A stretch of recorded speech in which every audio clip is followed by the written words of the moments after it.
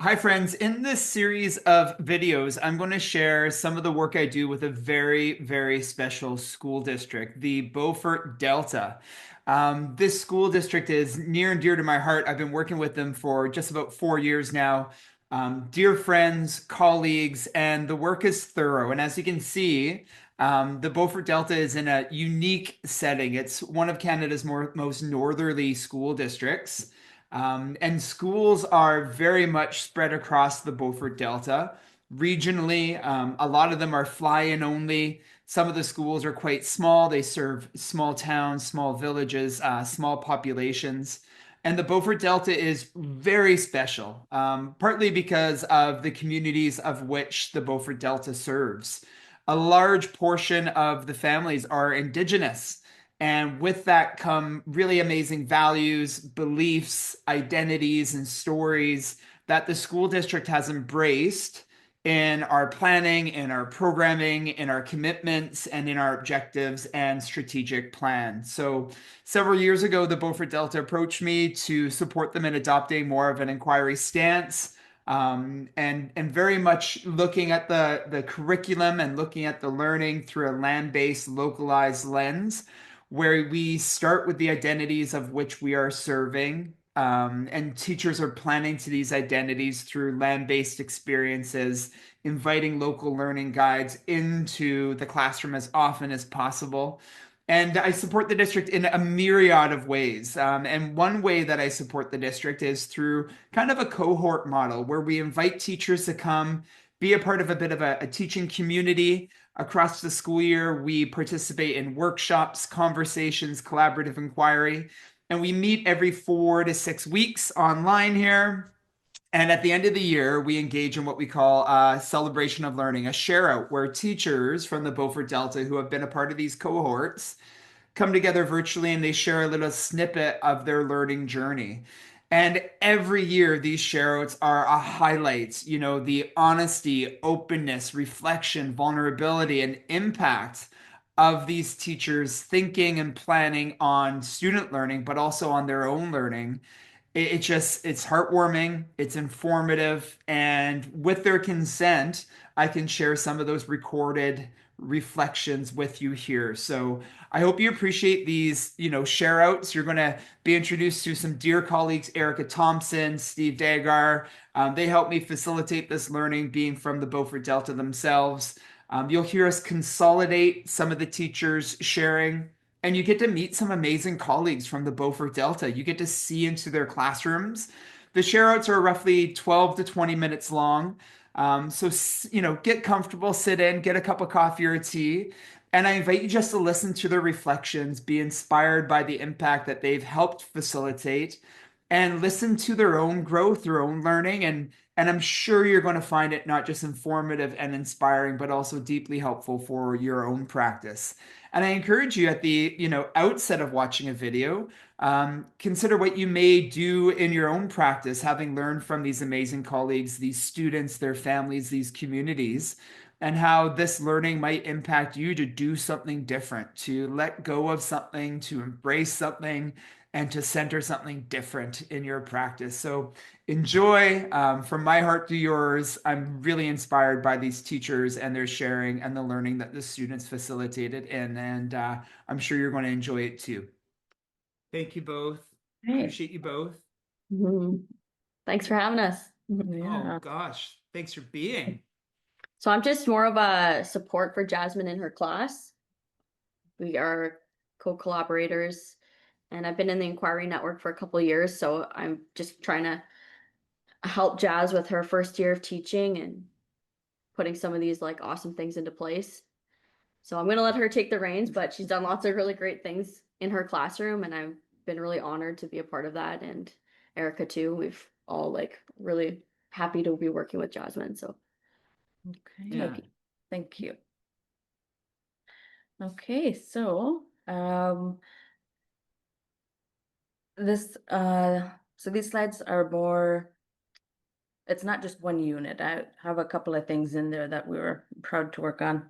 So if we can go to the first slide. Okay, Oh, yeah. so Um,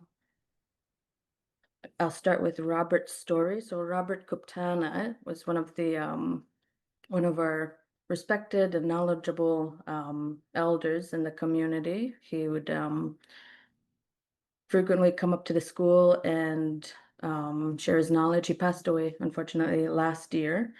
Um, but one of his stories that he told that's in our cultural calendar is there. It's called When Seals Get Crazy and Wild and Careless. And for one of our units, we used that as an anchor text for our whole unit. So we referred back to it quite frequently.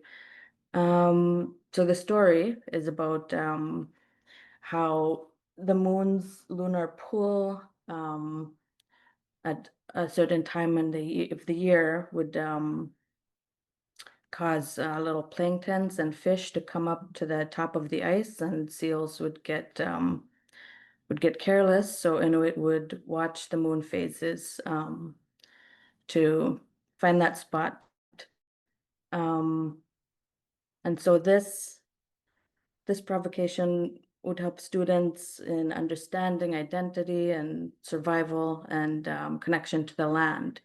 And it honored our knowledge keepers and showed students that our community is a valid and vital source of knowledge.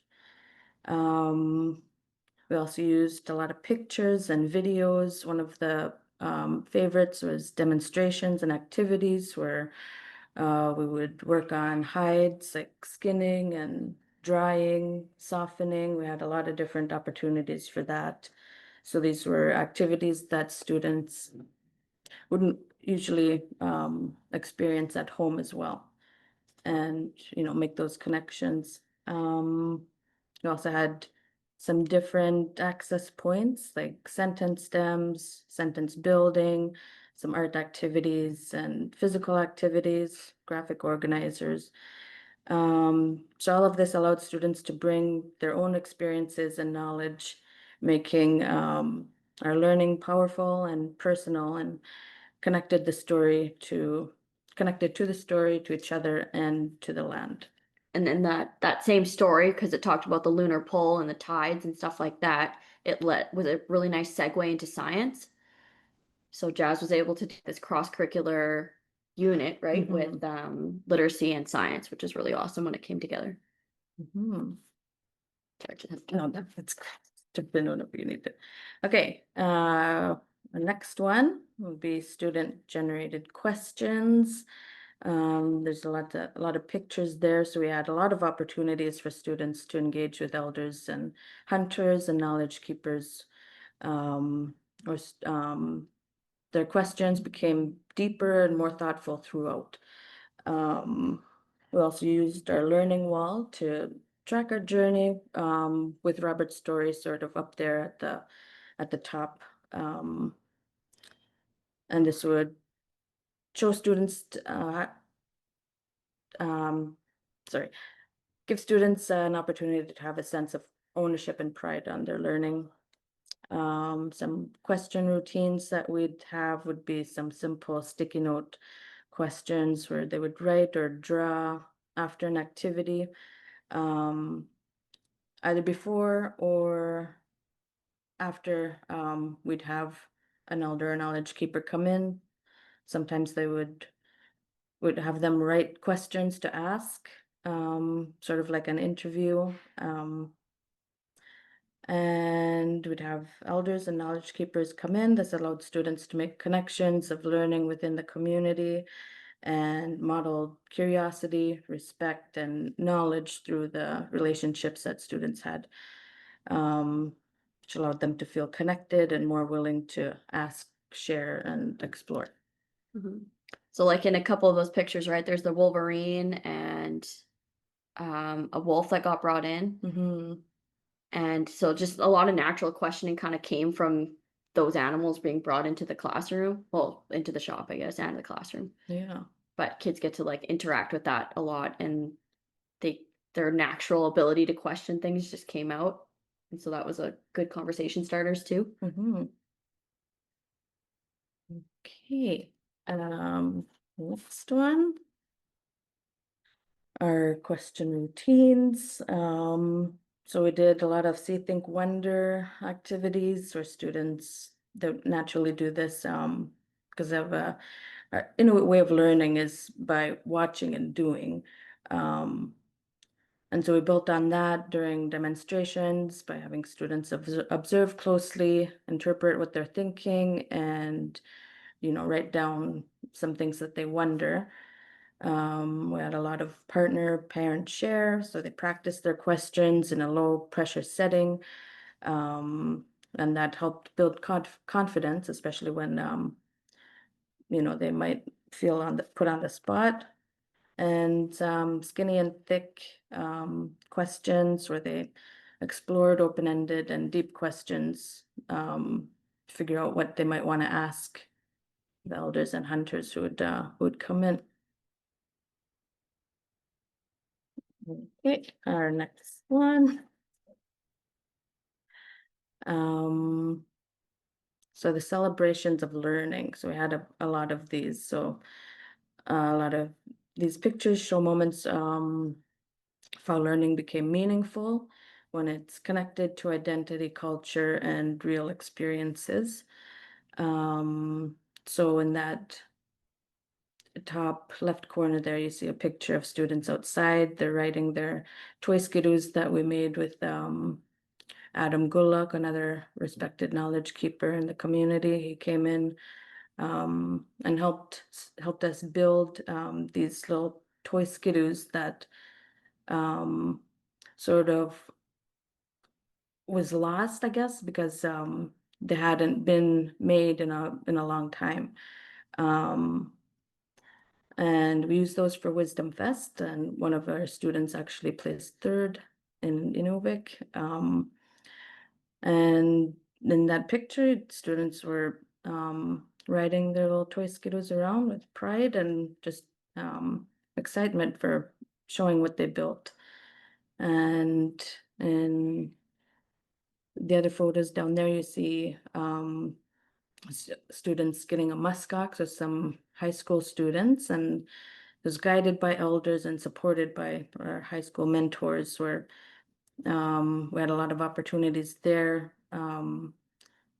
where the high schoolers were helping the younger ones, teaching them how to use the ulus and whatnot. And that shows intergenerational learning. And then the other pictures there, we had a animal project that was what we used to focus on Robert's story. So this is where students became the teacher. They're presenting what they learned about animal adaptations to the grade 1-2s. So before we did this, we reread Robert's story again to connect animal adaptations and behaviors to science of the movement of the sun, earth, and the moon. And okay, our plan for next steps. So what I've seen is lots of good engagement. Students are really involved and happy to have a lot of hands-on learning. They had improved throughout. And a design for what students needed. So we had access points for learners, more structured sentence stems, more graphic organizers to help hesitant writers, a lot of scaffolding and sharing with peer practice. And gaps that needed attention probably would be literacy, so reading and writing, and gradual release of responsibility. I mean, they are a young group. And then student feedback, we had some peer feedback during celebrations of learning. We had some practice presenting where students would present to each other, write down 2 stars and a wish. We had conferencing and our visual proficiency scale that is on our learning wall. And Yeah, one thing I noticed with the kids is like they were more able to like identify what they needed to add to their writing in order to make it, whether it's the next proficiency scale up, whether that's a developing or a hint, whether they're still working on being able to apply that, but being able to identify it was like a really great step for them. Um, but yeah, Jazz has done a lot of work with like trying to scaffold and supporting the students through that inquiry process. And it's really awesome to see. Mhm. Mhm. Okay, and the last one. So some things I noticed was engagement was high, especially during the hands-on activities. Attendance was challenging. We had a lot of unexpected issues with attendance, with sickness in the community, and a lot of weather weather closures. So some students missed some key moments and needed more support. Writing stamina and confidence is growing, but it still needs some support. Some things that I wonder is how I can build more co-created units with students to feel ownership early on in the learning. And some things that I know is that relationships, relevance, and real experiences fuel learning. Students thrive when they see themselves and their culture in the classroom. And a couple of things that I should stop is using the learning wall a bit more of a display than a tool. I need to, learn how to make it more interactive and stop pre-making anchor charts and units and focus more on co-creating with the students. Mhm. Do you have anything about starting and continuing? Oh yeah, starting, sorry. Yeah, using thinking routines more authentically, making the learning wall interactive again, and building in consistent and collaborative feedback. So there. Mhm. Jasmine, round of applause for Jasmine. Yay. Jasmine, oh my gosh. I love it. Like I don't know where to start. I was like, but just that was so powerful. That was so powerful. And Steve, yesterday you held up your notes and you were like, you said exactly what I was going to say. So I promised myself I wouldn't share first, Steve, and I promised myself I would let you share first. You want me to go first? It doesn't matter. I'm happy to echo. All Great. my cussing. Yeah. I was gonna say great moments. Yeah, yeah. No, but you Well, can start us off, Trevor. That's fine. Jazz, I really just appreciate how thorough your sharing was. Like you took us through a journey that was so visual and I could see the learning so beautifully. And it was all, dare I say, as a white settler, it was all indigenized. It was all local. It was all centering local learning guides and local resources and local voices and experts. And I think, Erica, you would agree it was probably the richest indigenized series of evidence I think we've seen. Am I wrong in thinking that, Erica? No, I think the weaving of the teaching and learning strategies so authentically is what really resonated. Like it was so built on what your learners need and what your community has to offer. Like that is really beautiful. Yeah, it was beautiful. Beautiful. Some things that stand out to me, again, the local learning guides and land-based provocation. Um, the using or inviting high school students in to show that intergenerational learning piece, but that was also woven in with all the guests and adults that were engaged in the learning. But for you to bring in the high school kids, I thought that was a beautiful layer. Um, a phrase that you said that really stood out to me was, when students become the teacher. And wow, like you said something you want to work towards more often and more readily is to co-construct. And I think that's a key shift is when you begin to see your students becoming the teacher in certain ways. You know that you've laid some beautiful things out before that so that they do become a little bit more agentic or confident in sharing their thinking and their learning with one another. And I started to write something down, Jazz, and I'm wondering if you could revisit. It was at the very end. Your words were something like relationship, relevance, and blank are fuel for learning. What was the blank? Do you remember? Oh, it was real experiences. real experiences. And I think, yeah, that was just a thread throughout all your sharing. So I'm so glad I have the Canva to revisit there and look at your learning and learn from you. And just in that snapshot in your sharing, it was so beautiful to listen to you and learn from you there. So Steve, Erica, additional ideas, thinking, connections? I actually got a few tangents I want to go on, and Jazz Santana, like goosebumps. Thank you so much for sharing. Three words jumped out that you had mentioned a few times: personal pride and engagement.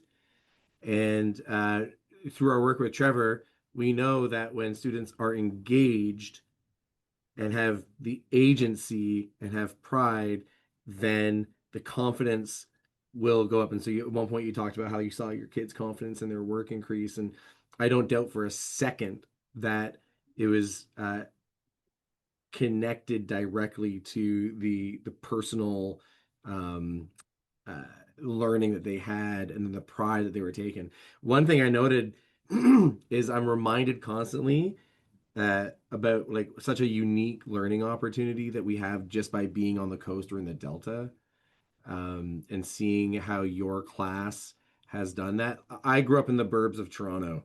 We weren't bringing Wolverines and wolves and making toy skidoos.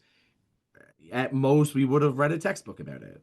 But the fact that you're able to engage your students on that like real stuff and then take it beyond just language and bring it into other curricula, just chef's kiss, Jazz. And the last thing, I was going to mention it a couple times yesterday because I saw some teachers doing this: vertical learning. It sounds a little simple, but it's huge. Getting our kiddos up, getting them out from just at the desk, and we see it oftentimes in a lot of the work that Trevor shares with us. Um, get our kiddos up, get them sharing, get them at whiteboards, and I saw lots of evidence of that in your class, Jazz. So just well done, well done. I applaud everything that you're doing. Great job. Erica, additional ideas, thoughts, connections, celebrations for Jazz and Santana? Yeah, I just want to say, Kwana, for sharing that with us. I mean, as an example of like, if you know, when teachers are like, yeah, I just don't really know how to integrate where I am into what I'm doing, like this 10-minute learning tool that you just offered to us is so perfect to be able to just pull that up and be like, you know, let's listen to a teacher who's doing it naturally. Like let's listen to a unit where it was successful, right? So I just really appreciate the ability to work with you and learn from you. And yeah, that was just really nice. Thanks for starting our day that way. Yeah, absolutely. Absolutely. So yeah, Santana, Jazz, thank you both so much. And you know, I just want to celebrate everyone sharing, like to come on and to openly share your practice yesterday, and Jazz, for you to kick it off today so wonderfully. It's so heartwarming and lifts my spirits and helps my practice. So Just one last thank you, thing. thank you, thank you. Jazz did mention using like skinny and thick questions, which I'm like a huge fan of getting kids to think differently. Not that skinny questions are bad and thick questions are great, but they all have a purpose. But I just put in some work that Jess Vance has done. And Trevor, I believe that I first learned about it from you when you came up here to our district. So I've just popped this document into the chat. Uh, Take a look at it. It's a wonderful tool when we're trying to get our kiddos to think differently about how to question. Thank you. And which one is that? Is that the blueprint for questions, Steve? It's called the balance of questions. The balance of questions. Gotcha. Yeah. Thank you, thank you, thank you. Before we transition, one more thing. Sorry, I can't help myself. Jazzy, you had said, you know, one noticing was more authentically co-creating learning walls with your students and not doing all the anchor charts without them. And I think that's a wonderful shift in that agency and ownership. I think Amy was speaking about something similar, although maybe not the same mechanism, right? Amy, learning walls, maybe not, but how do you let go a little bit more? That's a big one. Is, you know, are you doing a lot of work by yourself without the students, or are they included in the work during class time alongside them? And I think that's going to be a transformational shift for your students, and it may be a hard shift for us. But Jasmine, that reflection, like, oh, how do I include them more in this? I think a lot of beautiful things are going to happen over time if you stick to that. So again, Jazz, Santana, thank you. Okay.